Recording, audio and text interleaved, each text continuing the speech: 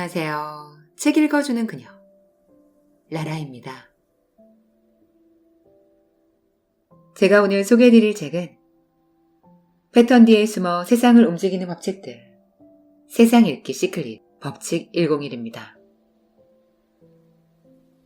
이 책은 2024년 12월에 출간되어 현재 입문 부문 신간이자 베스트셀러인 책이에요. 출판사는 스마트 비즈니스, 저자는 이영직님입니다. 이 책은 패턴 뒤에 숨어 세상을 움직이는 법칙들을 담고 있는 책이에요. 세상을 지배하는 법칙을 총망라해 세상을 보는 지혜를 전해주고 있습니다. 하인리, 깨진 유리창, 란체스터, 프렉탈, 트리즈, 퀸턴 점프. 세상을 움직이는 법칙으로 세상의 패턴을 읽는다. 이 책은 어느 분야든 깊이 공부하며 법칙, 즉 모든 사물과 현상의 원인과 결과 사이에 내재하는 보편적, 필연적인 불변의 관계가 보인다고 말하고 있습니다. 한의학을 공부한 사람들은 사람의 걸음걸이만 보고도 그 사람이 앓고 있는 병을 진단할 수 있고, 구두 수성공들은 구두가 다른 모양만 보고도 그 사람의 성격과 체질을 알 수 있다고 설명합니다.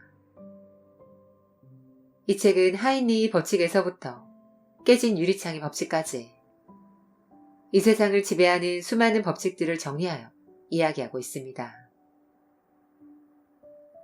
사전식으로 법칙들을 설명하는 것이 아니라 그 법칙들의 이해를 돕기 위해 적절한 사건과 이야기를 추가하였습니다. 그래서 이 책이 상식을 뛰어넘어 여러분의 삶에 현실적으로 도움이 되는 실천적 교양으로 읽히길 바란다고 말하고 있습니다. 저는 이 책을 보면서 막연하게 생각했던 세상을 움직이는 법칙들에 대해 배울 수 있었어요. 이 책을 보면서 다양한 사고와 생각의 전환을 통해 삶을 더 현명하게 살 수 있는 지혜를 주는 인생 책이에요. 그럼 저와 함께 패턴 뒤에 숨어 세상을 움직이는 법칙들을 만나시러 책 속으로 들어가 보실게요.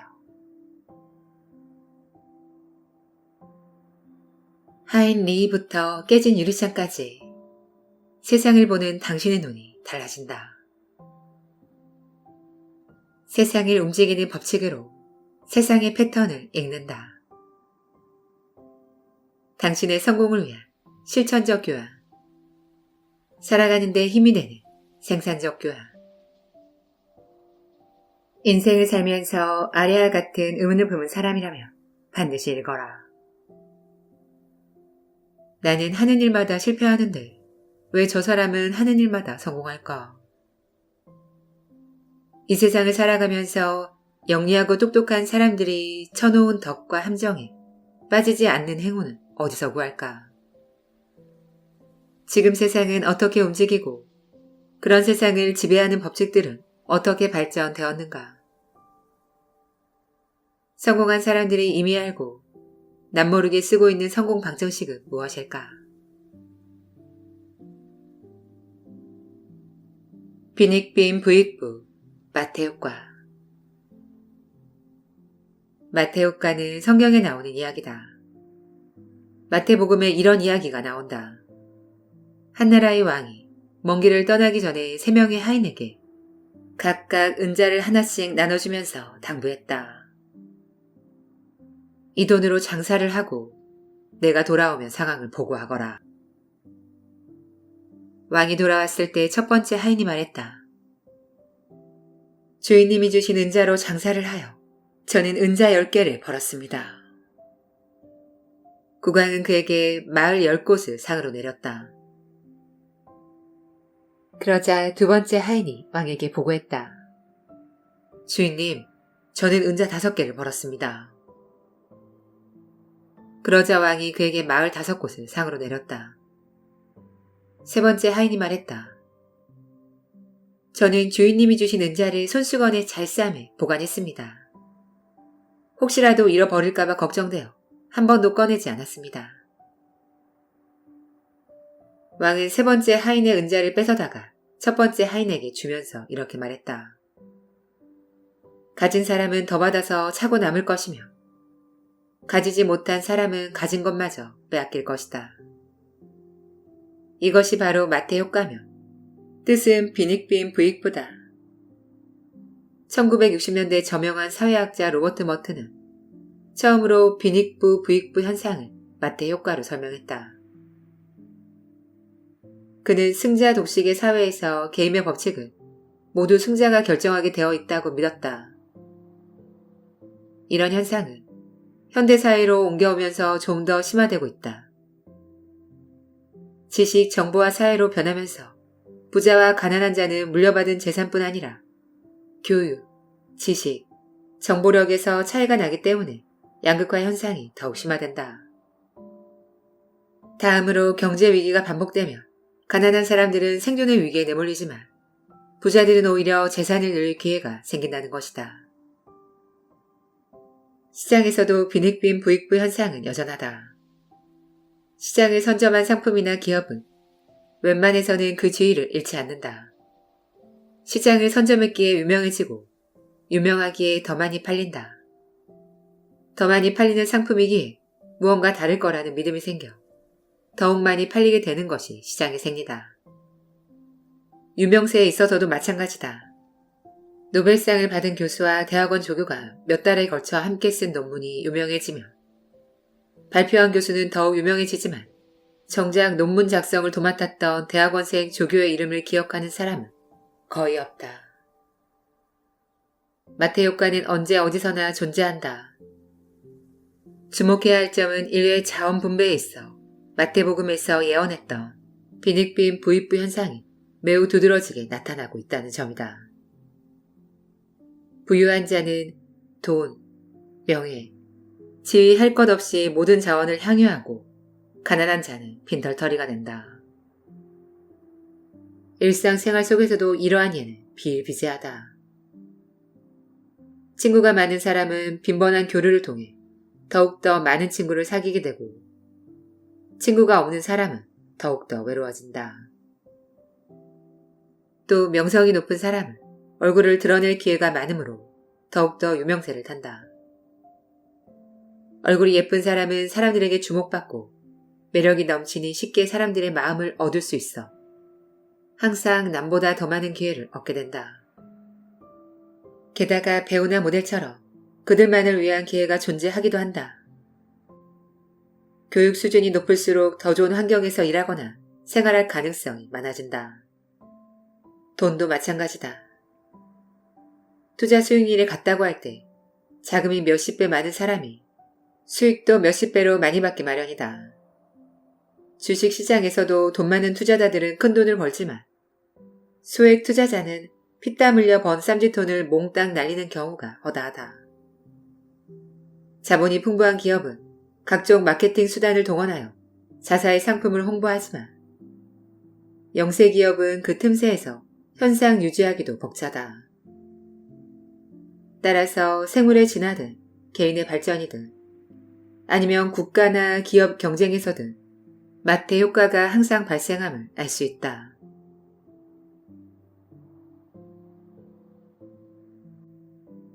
작은 징조와 큰 재난. 하인 리히 법칙. 제비가 낮게 날며 비가 온다. 어린 시절에 어른들로부터 자주 듣는 말이다. 제비가 낮게 나는 것은 먹이인 잠자리가 낮게 날기 때문이다. 잠자리가 낮게 나는 것은 공중에 습기가 많아 날개가 졌기 때문이다. 잠자리는 잘 보이지 않지만 제비가 낮게 나는 것은 쉽게 목격할 수 있기 때문에 제비가 낮게 날면 비가 온다고 한 것이다. 이처럼 세상 모든 것은 징후를 앞세우며 다가온다. 그리고는 흔적을 남기고 사라진다. 2008년 5월 12일 중국 수촨성에서 일어났던 대형 지진의 경우를 보자. 지진은 어느 순간 불쑥 오지 않는다.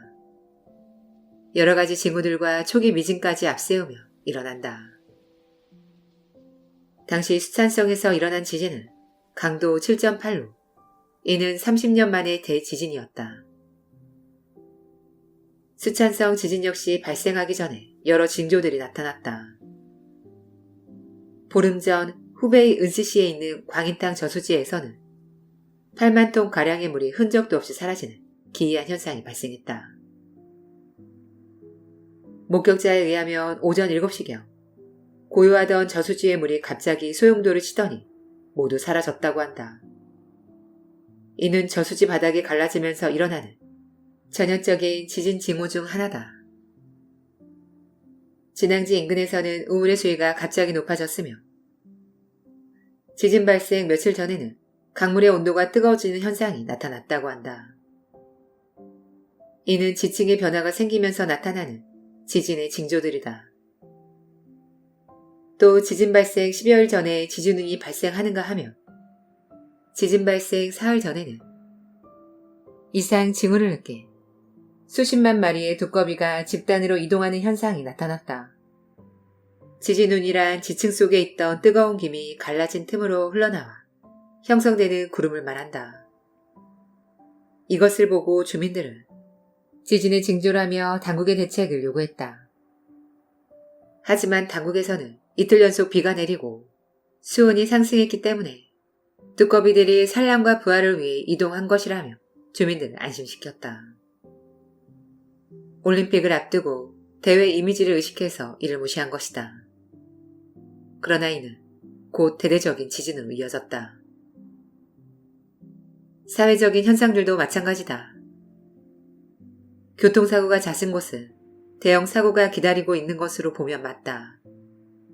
몇 가지 잠재적인 징후들이 앞서거니 뒤서거니 하면서 우연처럼 겹쳐지며 큰 사건으로 이어진다. 한 번의 대형 사고가 일어나기 전에 여러 번의 작은 사고가 지나가고 잠재적인 사고는 더 많이 지나간다는 것이다. 이것을 처음 통계적인 법칙으로 정립한 사람은 하버드 윌리엄 하인리히였다. 미 해군 장교 출신의 하인리히는 보험회사에서 보험감독관으로 산업재해 관련 일을 하고 있었다. 그는 크고 작은 각종 산업재해를 보며 사고들 사이에 어떤 상관관계가 있을지 모른다는 생각이 들었다. 그리고 그에 관한 본격적인 연구에 착수했다. 그는 보험회사에 접수된 5만 건의 사건, 사고에 대한 자료를 분석하여 이들의 통계적인 상관관계를 발견했다. 그에 의하면 한 번의 대형 사고, 이를테면 산업재해로 사망사고가 발생했다며 그 이전에 동일한 원인으로 인한 부상은 29건. 부상으로까지 이어지지는 않았지만 사고가 날 뻔한 경우는 300건 정도가 발생했다고 한다. 1929년에 발표된 이 논문은 하인리히 법칙으로 명명되었다. 이를 사회적인 사건, 사고에 적용하며 강력범죄 하나가 발생할 경우 동일 수법의 경범죄가 29회, 범죄로 이어지지는 않았지만 범죄의 시도가 300건 정도 있다는 것으로 볼 수 있다. 우리나라 교통관련연구원에서 발표한 자료도 이와 근사한 수치를 보이고 있다. 교통사고로 사망자가 발생한 장소에서는 그 이전에 35에서 40회 정도의 가벼운 사고가 있었고 300여 건 정도의 교통법규 위반 사례가 적발되었다. 가벼운 교통사고나 경미한 접촉사고라도 그것이 자주 발생하는 장소에는 머지않아 대형 사고가 기다리고 있다는 것이다. 하인리는 또 사고로 인한 재해 비용에 대해서도 통계적으로 의미 있는 가설을 내놓았다.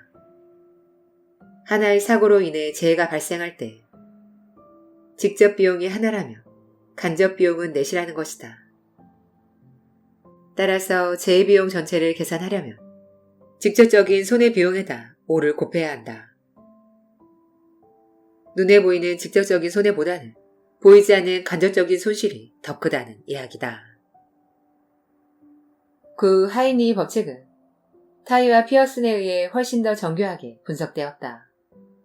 그들이 영국 보험회사의 사건, 사고 100만 건을 분석하여 발표한 결과를 보면 사망사고 1건 뒤에는 중경상 3건, 응급처치 50건, 물손사고 80건, 사고가 날 뻔한 사례가 400건으로 집계되었다. 이 법칙은 자연현상이나 사회현상 모두에 공통적으로 적용되는 법칙이다. 어떤 사회적인 큰 사건이 일어날 때에도 어느 날 갑자기 특정 사건이 발생한 것이 아니라 그 이전에 이를 암시하는 작은 사건들이 잇따라 지나간다는 것이다. 사회 기강이 흐려지면 크고 작은 사건들이 이어지다가 결정적으로 큰 사건이 일어나는 것과 같다. 이것이 하인리히의 법칙이다. 개미구멍이 둑을 무너뜨린다. 깨진 유리창 법칙. 하인리히 법칙을 역으로 적용하자면 대형 교통사고를 예방하는 가장 좋은 방법은 사소한 교통질서부터 철저히 단속하는 것이다. 모든 범죄가 마찬가지다. 사회의 어두운 곳을 없애면 범죄가 설 자리도 점점 더 좁아지는 것이다. 예전에 필리핀의 한 교도소가 세계적인 화제를 낳았다. 이곳은 처음 인터넷을 통해 퍼지다가 급기야 미국의 CNN을 비롯한 세계 주요 매스컴에 소개되었다.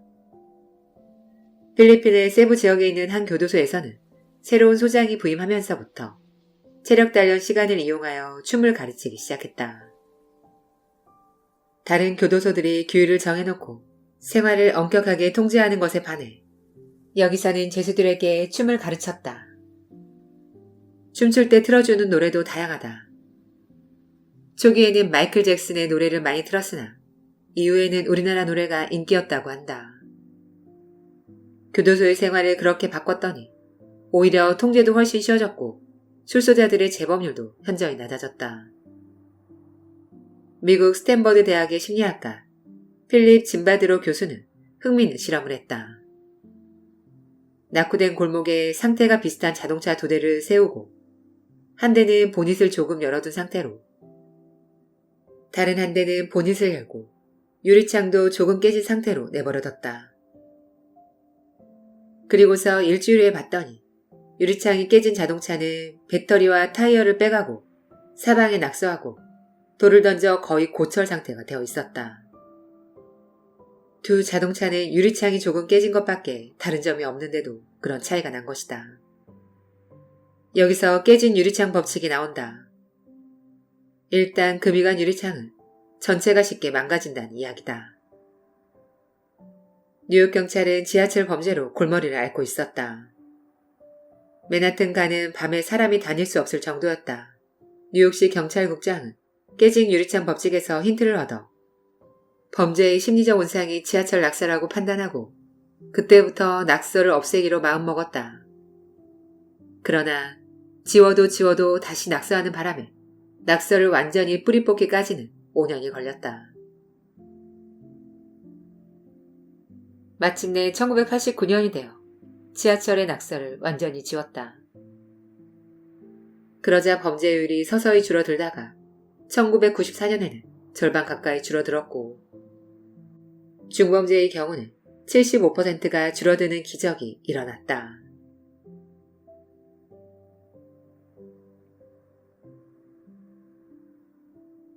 지금까지 책 읽어주는 그녀 나라였습니다. 오늘도 끝까지 들어주셔서 감사드려요. 우리 구독자님들, 오늘 소개해드린 이 책은 세상을 살아가면서 마주하는 법칙들이 잘 정리되어 소개되어 있습니다. 자신의 상황과 현실에 적용하여 활용한다면 큰 도움이 될 거라고 생각해요. 저는 항상 여러분을 응원합니다. 아시죠? 사랑합니다.